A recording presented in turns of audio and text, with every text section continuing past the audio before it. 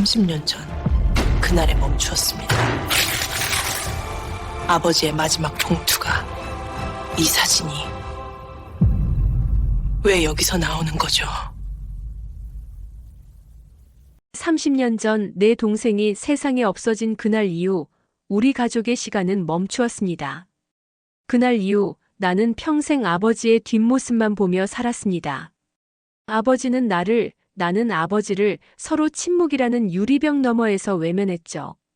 아버지는 홀로 생계를 이어가기 위해 낡은 작업복을 입고 청소부가 되셨습니다. 그리고 나는 그 사실을 모르는 척하며 내 삶을 유지했습니다. 아버지의 그 고독한 삶이 한 젊은 사장에게 건네받은 퇴직 위로금 봉투 때문에 산산조각 났습니다. 봉투 속에는 엄청난 금액의 수표와 함께 아버지의 인생을 송두리째 바꿀 충격적인 진실이 담겨 있었습니다. 동생의 30년 전 희생과 아버지의 평생 헌신, 그리고 은밀하게 갚고 싶었던 한 사장의 눈물이 엮인 이 드라마가 우리 가족의 벽을 허물 수 있을까요? 이야기를 듣기 전 채널 구독과 이 영상 좋아요 부탁드립니다. 여러분의 응원이 다음 이야기를 만드는 힘이 됩니다. 자, 그럼 30년의 침묵 속으로 들어갑니다. 내 나이 50을 훌쩍 넘겼지만 아버지라는 존재는 여전히 내 삶의 가장 무겁고 풀리지 않는 숙제였습니다. 그 숙제는 동생의 부재와 함께 시작되었고 30년 동안 내가 결혼하고 자식을 낳아 기르는 동안에도 그림자처럼 나를 따라다녔습니다. 내가 남편과 아이들에게 헌신하는 만큼 아버지에게는 늘 미안하고 부족하다는 죄책감이 따라붙었죠. 아버지는 30년 전 그 일 이후 단 한 번도 내게 편안한 얼굴을 보여준 적이 없으셨습니다. 나는 매주 아버지께 정성껏 반찬을 해가고 생활비를 몰래 계좌로 넣어드렸지만 아버지는 언제나 덤덤하고 무뚝뚝하셨습니다. 나는 그 무뚝뚝함이 나를 향한 원망일까봐 평생 두려워했고 그래서 더욱 아버지에게 다가서지 못했습니다. 내가 걱정 가득한 목소리로 아버지, 제가 보내드린 소고기 반찬은 드셨어요? 너무 맵진 않으시고요? 물을 때마다 아버지는 깊은 한숨을 쉬며 잘 먹었다. 내가 알아서 잘했겠지. 고맙다라고 짧게 답하셨습니다. 그 짧은 대화 속에서도 아버지는 나와의 거리를 철저히 유지하려 애쓰는 것처럼 느껴졌습니다. 내가 주는 모든 것을 아버지에게는 동정이라고 생각하는 것 같았죠. 나는 내일 저녁에 잠깐 들러서 아버지 얼굴이라도 뵙고 올 참이었습니다. 그런데 아버지는 전화가 끊어질 듯 단호한 목소리로 오지 마라. 이 시간에 바쁘게 무슨. 괜히 왔다 갔다 하지 말고 내 할 일이나 해. 끊어라고 하셨습니다. 아버지의 오지 마라는 그 한마디는 나를 밀어내는 가장 단단한 벽이었습니다. 나는 늘 이 벽 앞에서 무력했습니다. 30년 전 동생을 막지 못했던 나의 실수가 아버지에게는 여전히 나와의 관계를 가로막는 이유가 되는 것 같아 늘 숨이 막혔습니다. 이 벽은 언제쯤 부서질까요? 아버지는 몇 년 전부터 중소기업 빌딩에서 청소 일을 하고 계셨습니다. 내가 편한 직장을 알아봐 드린다고 몇 번이나 졸랐지만 이 나이에 몸 움직여 일하는 게 제일 편하다며 단칼에 거절하셨죠. 그럴 때마다 아버지의 눈빛은 나는 너의 도움 따위는 필요 없다. 나는 아직 너에게 짐이 될 만큼 무력하지 않다고 말하는 것 같았습니다. 하지만 최근 들어 아버지의 모습은 눈에 띄게 이상했습니다. 지난주 내가 아버지 댁에 몰래 찾아갔을 때였습니다. 밖에서 벨을 누르니 아버지는 문을 열어주시는데도 낡은 작업복 위에 급하게 덧입은 점퍼를 단단히 여미고 계셨습니다. 더욱 이상한 것은 내가 직접 술을 놓아드린 손수건을 보자마자 아버지는 마치 불결한 물건이라도 되는 것처럼 황급히 주머니에 구겨 넣으셨다는 것입니다. 평생 깔끔함을 유지하려 애쓰셨던 아버지가 왜? 아버지가 그 손수건을 마치 수치스러운 증거라도 되는 것처럼 숨기시는 모습이 내 마음을 이상하게 콕콕 찔렀습니다. 혹시 회사에서 팀장에게 모욕적인 말을 듣고 그 눈물을 닦은 흔적이라도 나에게 보이기 싫었던 것은 아닐까? 아버지는 그 낡은 작업복 아래 매일 어떤 모욕을 견디고 계셨던 걸까? 나는 며칠 밤을 잠 못 이루며 불안에 떨었습니다. 그 불안은 결국 현실이 되었습니다. 늦은 저녁 내 휴대폰이 요란하게 울렸고 모르는 번호였지만 불길함에 심장이 쿵 내려앉았습니다. 여보세요. 하고 받았더니 상대방은 자신을 팀장이라 소개하며 짜증 섞인 목소리로 나를 고용한 적 없으니 아버지 일에 관여하지 말라고 했습니다. 그리고 나이 드신 분이 회사를 놀이터로 아시는지 라고 모욕했습니다. 놀이터라니.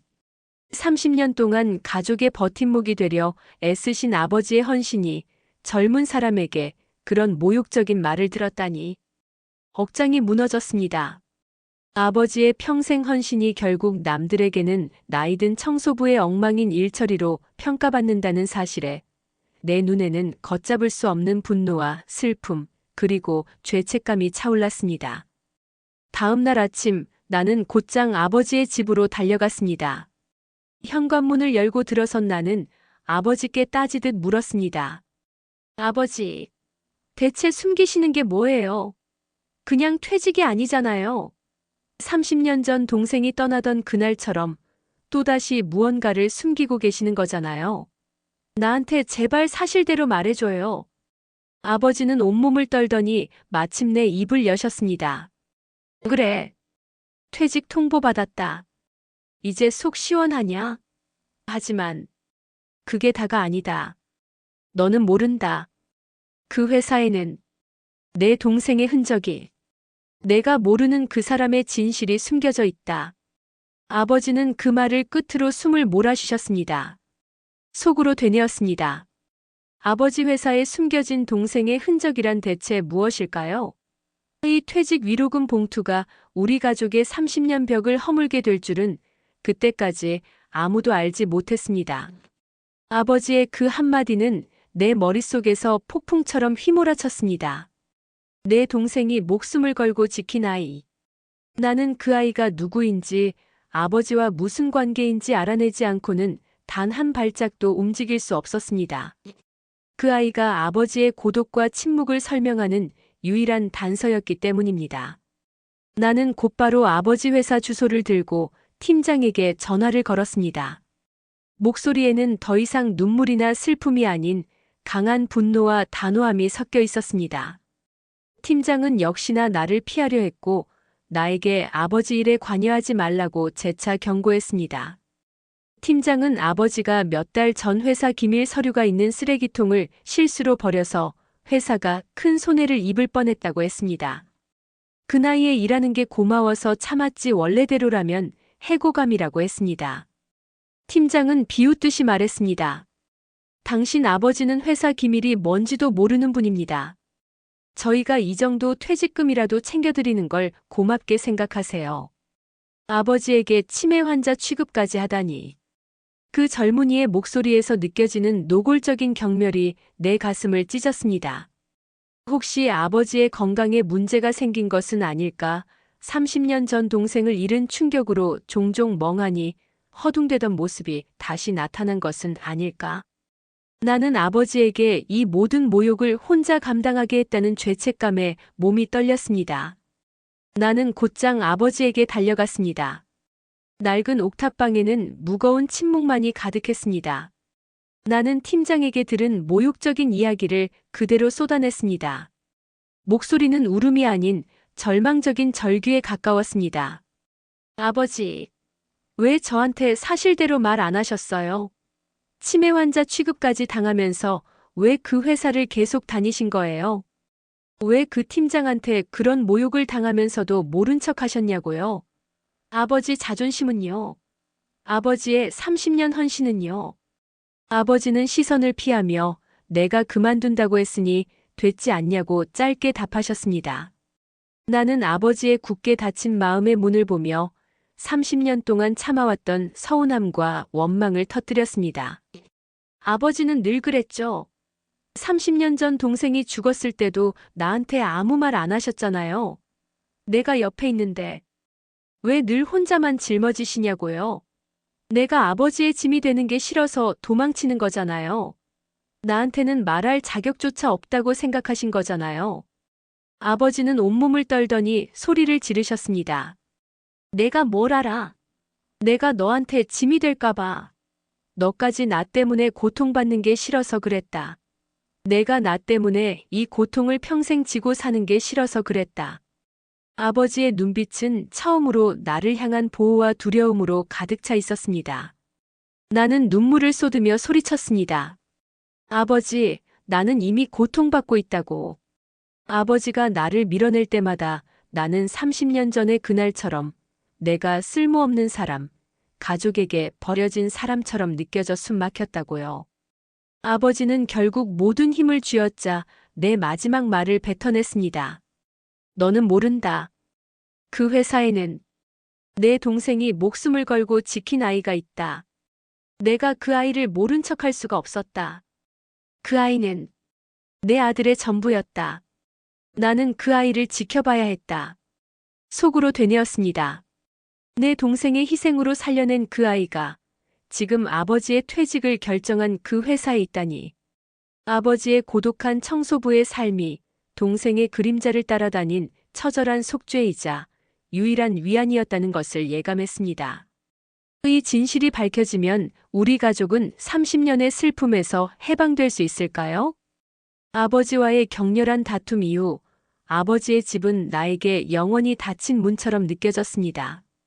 내가 문을 두드리고 애원해도 아버지는 대답하지 않았습니다. 그는 자신의 낡은 옥탑방에 스스로를 가두고 나를 완벽하게 밀어냈습니다.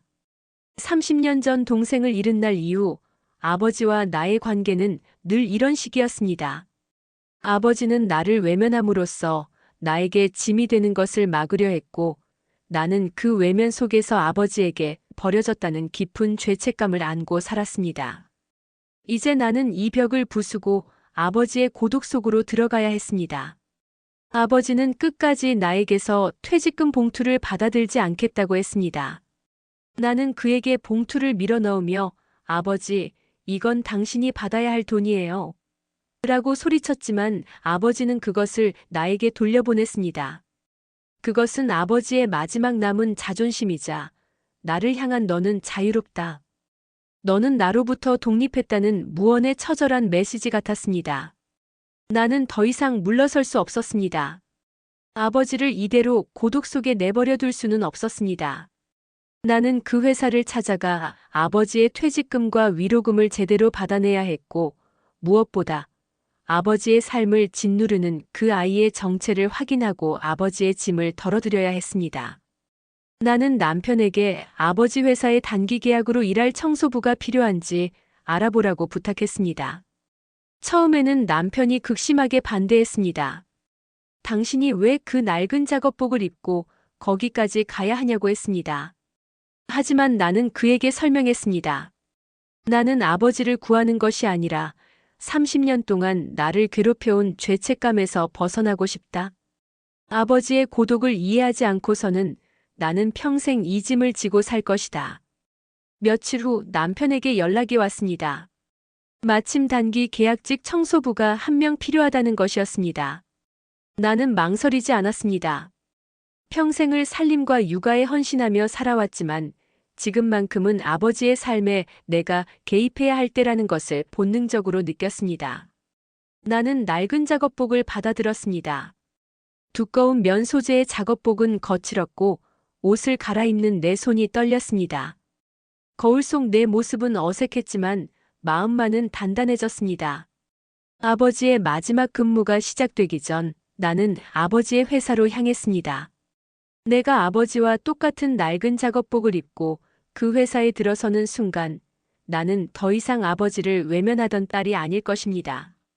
나는 아버지의 고통을 함께 나누는 동반자가 될 것입니다. 아버지, 제가 이 벽을 부수고 아버지의 고독 속으로 들어갈게요.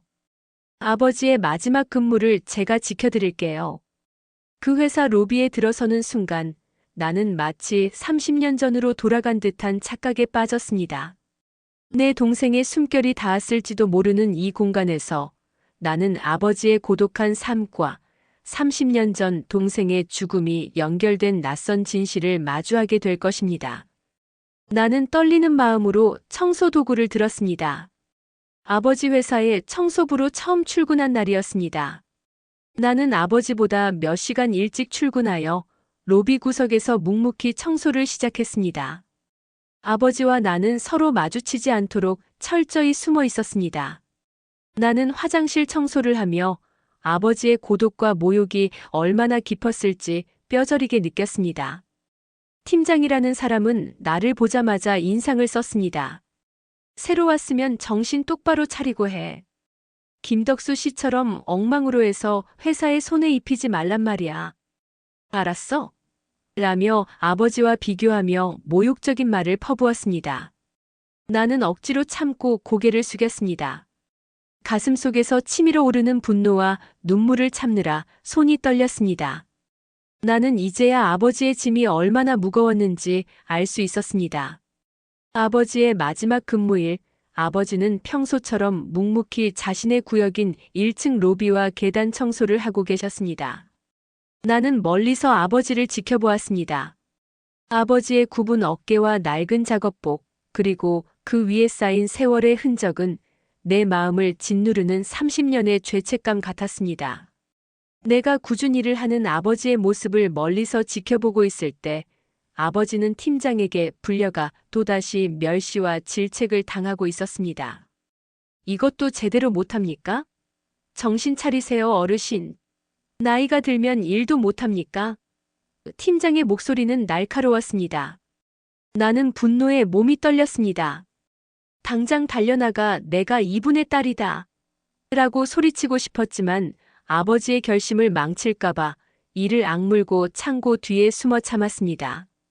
그때 빌딩 2층 사장실에서 젊은 사장이 복도를 걸어 내려오는 것을 보았습니다. 사장은 냉철하고 이성적인 분위기를 풍겼습니다. 복도에서 팀장에게 멸시를 당하는 아버지를 지날 때 그의 시선은 나를 멈추게 했습니다. 사장은 아버지를 모른 척 지나치는 듯 했지만 곧장 엘리베이터를 타지 않고 팀장에게서 멀어진 아버지의 뒷모습을 오랫동안 바라보았습니다. 그 눈빛에는 단순한 사장이 직원을 보는 시선 이상의 연민과 책임감, 그리고 어떤 깊은 고뇌가 담겨 있었습니다. 사장은 그 고독한 뒷모습에 죄책감을 느끼는 것처럼 보였습니다. 그는 아버지의 모욕을 막아줄 수 없다는 사실에 괴로워하는 것처럼 느껴졌습니다. 이상하다. 팀장은 아버지를 벌레 보듯 하는데 사장의 눈빛은 왜 저렇게 슬프지? 마치 아버지를 보호하고 싶지만 그렇게 할 수 없는 사람처럼. 저 사장이 정말 동생의 은인이라면 왜 저렇게 괴로워만 하고 있을까? 왜 직접 나서지 못하고 숨어 바라만 볼까? 나는 직감했습니다. 사장은 아버지가 청소부인 것을 알고 있었고 아버지에게 특별한 감정을 가지고 있었습니다. 그것은 단순한 감사함을 넘어 자신을 살린 은인의 아버지를 대하는 두려움과 숭고함이 뒤섞인 복잡한 감정이었습니다.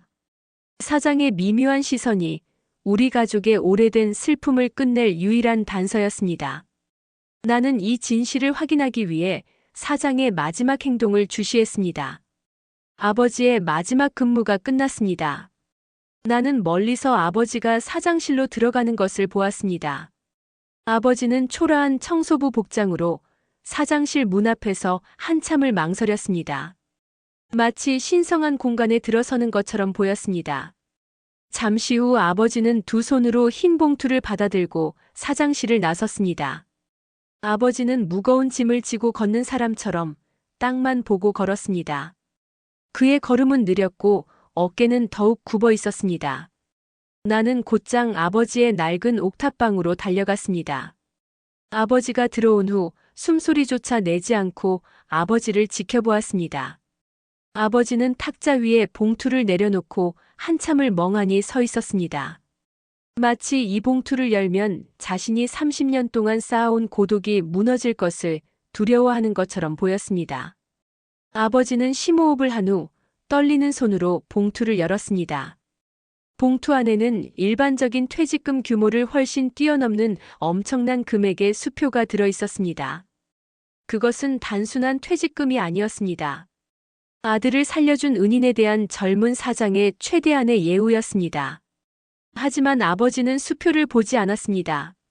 아버지는 수표 밑에 깔려있던 낡고 오래된 흑백 사진 한 장에 시선을 빼앗겼습니다. 그 사진을 보는 순간 아버지의 굳게 닫혔던 표정은 산산조각 났고 억눌렀던 30년의 세월이 터져 나왔습니다. 민수야, 우리 아들. 내가 이걸 왜 여기서? 내가 나를 잊지 않았구나. 아버지는 사진을 가슴에 묻고 통곡하기 시작했습니다. 그의 울음은 30년 동안 숨겨왔던 슬픔과 자신의 고독한 삶이 헛되지 않았다는 안도감이 뒤섞인 절규였습니다. 나는 충격으로 온몸의 피가 식는 것을 느꼈습니다. 그 사진은 30년 전 사고로 세상을 떠난 내 동생의 어린 시절 모습이었습니다. 나는 아버지에게 달려가 사진을 빼앗아 들었습니다. 사진 뒷면에는 흐릿하지만 정성스럽게 적힌 글씨가 있었습니다. 2024년 4월 7일의 은인. 영원히 기억하며. 민재올림. 이 사진이 왜 사장의 퇴직금 봉투 안에? 왜 사장은 동생의 사진을 간직하고 있었을까? 아버지가 왜 이 회사에 목숨을 걸고 다니셨을까? 민재. 그 젊은 사장의 이름이 민재였구나. 나는 머릿속으로 모든 퍼즐 조각을 맞추기 시작했습니다. 동생이 목숨을 걸고 지킨 아이가 바로 박 사장 민재였습니다. 아버지가 그 회사에서 멸시를 견뎌낸 것은 자신의 아들을 살려준 은인을 곁에서 묵묵히 지켜보며 속죄하려는 처절한 마음이었던 것입니다. 아버지는 아들의 숨결이 닿은 그곳에서 아들이 살려준 생명을 바라보며 고독한 삶의 유일한 의미를 찾고 계셨던 겁니다. 나는 오열하는 아버지를 뒤로하고 퇴직금 봉투와 사진을 들고 다시 그 회사로 향했습니다. 이 진실이 우리 가족을 30년의 고통에서 해방시켜줄 유일한 열쇠였습니다. 나는 사장실 문을 거칠게 열고 뛰어들어갔습니다. 박 사장은 아직 퇴근하지 않고 서류를 정리하고 있다가 나의 모습과 손에 들린 사진을 보고 모든 것을 직감한 듯 몸을 굳혔습니다. 나는 떨리는 목소리로 사진을 내밀었습니다. 나의 목소리는 30년의 슬픔과 분노로 갈라졌습니다. 이 사진 사장님 거죠? 뒷면에 적힌 민재올림 사장님 이름 맞죠? 30년 전 내 동생이 죽던 그날 사장님은 어디에 계셨나요? 왜 이제야 이 사진을 아버지에게 건넨 겁니까? 사장은 긴 침묵 끝에 고개를 숙였습니다. 그의 목소리는 죄책감과 슬픔으로 떨렸습니다. 맞습니다. 저는 30년 전 김덕수님의 아들 민수 씨의 희생으로 목숨을 건진 아이입니다. 저는 평생 그 짐을 지고 살았습니다. 사장은 그날의 끔찍한 진실을 고백했습니다. 길을 잃고 차도로 뛰어든 어린 자신을 민수가 온몸으로 밀쳐내고 동생은 그 자리에서 세상을 떠났던 것입니다. 사장은 자신이 민수의 생명과 맞바꾼 삶을 살고 있다고 말했습니다. 사장은 흐느끼며 고백했습니다. 저는 민수 씨의 사진을 평생 간직했습니다.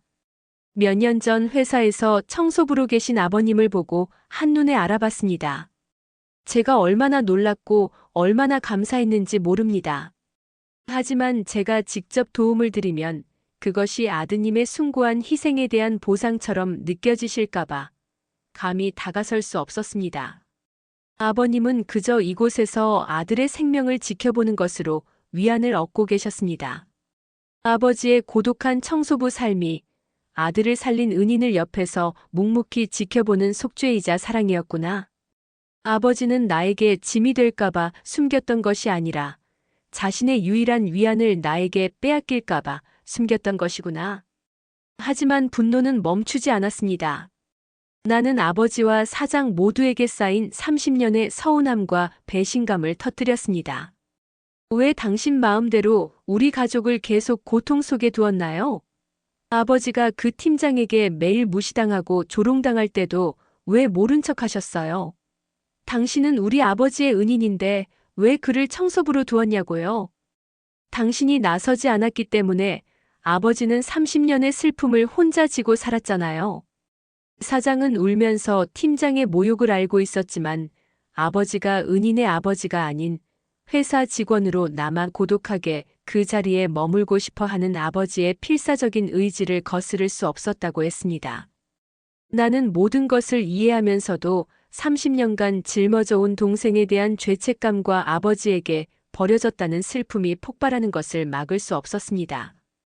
이 모든 비극이 동생을 지키지 못한 나로부터 시작되었다는 생각에 괴로웠고 나는 사장실 바닥에 주저앉아 무너져 내렸습니다. 나는 사장실 바닥에 주저앉아 30년간 가슴속에 묻어두었던 모든 슬픔과 원망을 토해냈습니다. 나의 절규는 동생을 지키지 못한 나 자신을 향한 것이었습니다. 저는 30년 내내 동생의 죽음이 내 잘못이라고 자책하며 살았습니다. 내가 그때 동생을 따라가지 않았다면, 내가 동생을 막았더라면, 아버지는 나를 외면했고 나는 가족에게 쓸모없는 사람이라 생각했어요. 나는 아버지에게 사랑받을 자격이 없다고 믿었어요. 그런데 그 모든 시간이 당신 때문이었다고요. 그리고 아버지 때문이었다고요. 왜 나에게 그 사랑을 감추었나요? 왜 나에게는 아무 말도 해주지 않았나요? 내 외침은 사장실을 뒤흔들었습니다. 사장 역시 고개를 들지 못하고 통곡했습니다. 그때 사장실 문이 열리고 아버지가 들어섰습니다. 아버지는 나의 울음소리를 듣고 따라왔고 문 밖에서 사장과 나의 모든 대화를 엿듣고 있었습니다. 아버지의 얼굴은 30년의 모든 세월을 견딘 것처럼 깊게 파여 있었습니다. 아버지는 천천히 내 앞에 무릎을 꿇었습니다. 낡고 주름진 아버지의 얼굴은 눈물과 땀으로 범벅이었습니다. 혜정아, 미안하다. 내가 너를 밀어낸 게 아니란다. 단 한순간도 너를 미워한 적이 없었다. 내가 나에게 얼마나 귀한 딸인데.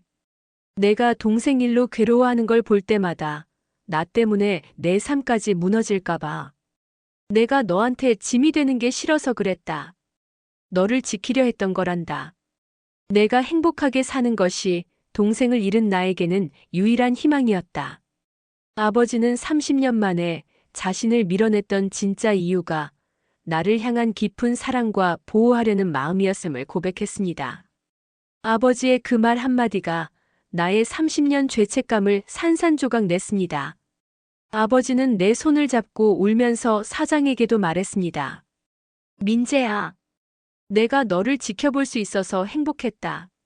내가 내 아들이 살려낸 생명인데 내가 잘 사는 모습을 보는 것이 내게는 가장 큰 위로였다. 너에게 감히 도움을 받을 수는 없었다. 그저 그림자처럼 지켜보는 것만이 내게 허락된 속죄였다.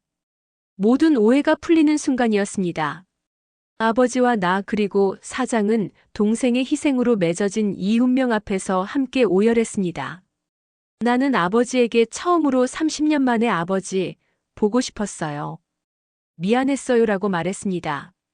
아버지의 품은 낡은 작업복 냄새 대신 따뜻한 위로와 사랑으로 가득했습니다. 모든 진실이 밝혀진 후 우리는 한참 동안 서로의 눈물을 닦아주었습니다. 사장은 눈물을 닦고 일어섰습니다. 그의 얼굴은 더 이상 죄책감이나 괴로움이 아닌 진정한 존경심으로 가득 차 있었습니다. 아버님, 저는 이제 아버님을 모른 척하지 않겠습니다. 민수 형님이 저를 살린 은인이듯 아버님은 저의 두 번째 아버지이십니다. 이번 제안은 아드님에 대한 예우이자 아버님을 향한 저의 진심입니다. 부디 받아주십시오. 사장은 아버지에게 명예고문 직책과 함께 아버지와 내가 편안히 여생을 보낼 수 있는 생활지원 플랜을 제시했습니다. 더 이상 청소부가 아닌 회사의 가장 존경받는 분으로 남겨드리겠다는 약속이었습니다. 아버지는 이번만큼은 그 제안을 거절하지 않으셨습니다. 아들이 남긴 삶의 의미를 마침내 되찾았고 아들의 은인이 베푸는 사랑을 받아들일 용기가 생겼기 때문입니다. 아버지는 사장의 손을 잡고 조용히 고개를 끄덕였습니다. 며칠 후 아버지는 깨끗한 정장 차림으로 회사에 명예롭게 출근했습니다. 아버지에게 모욕적인 언사를 퍼부었던 팀장은 이미 징계를 받고 회사를 떠났습니다. 그 자리는 사장에 의해 새로운 인물로 채워졌습니다. 나는 아버지와 사장이 함께 따뜻한 차를 마시며 동생의 이야기를 나누는 모습을 보았습니다. 속으로 되뇌었습니다. 사장은 아버지에게 잃어버린 아들의 자리를 채워주고 있었고, 아버지는 사장에게 아버지의 자리를 내어주고 있었습니다. 30년이라는 긴 세월을 돌고 돌아 잃어버린 슬픔은 가장 큰 축복으로 바뀌었습니다. 아버지의 고독한 헌신은 헛되지 않았습니다. 아버지의 사랑은 결국 나를 지키고 있었고, 나는 비로소 30년간 짓눌렀던 동생에 대한 죄책감에서 해방되었습니다. 우리 가족의 침묵은 끝났습니다. 나는 이제 아버지의 굽은 어깨가 아닌 든든한 손을 잡고 슬픔이 아닌 희망으로 가득 찬 새로운 시작을 맞이합니다. 이 이야기는 단지 한 청소부의 퇴직 이야기가 아닙니다. 진정한 선의는 결코 사라지지 않으며 세월을 뛰어넘어 반드시 가장 따뜻한 모습으로 돌아온다는 것을 보여준 감동적인 가족 드라마입니다. 아버지와 사장의 관계는 우리에게 잃어버린 사랑은 반드시 다른 모습으로 돌아온다는 위대한 진리를 가르쳐줍니다. 아버지의 고독한 삶 뒤에 숨겨진 숭고한 사랑을 깨닫게 된 나는 이제 두려움 없이 아버지의 어깨에 기대어 걷습니다. 이야기를 끝까지 들어주셔서 진심으로 감사합니다. 오늘 이야기의 감상평을 댓글로 남겨주세요. 여러분의 따뜻한 이야기가 다음 감동을 만드는 힘이 됩니다. 저희 채널을 계속 응원하고 싶으시다면 구독과 좋아요 꼭 부탁드립니다. 다음에 더 깊은 가족 이야기로 찾아뵙겠습니다. 고맙습니다.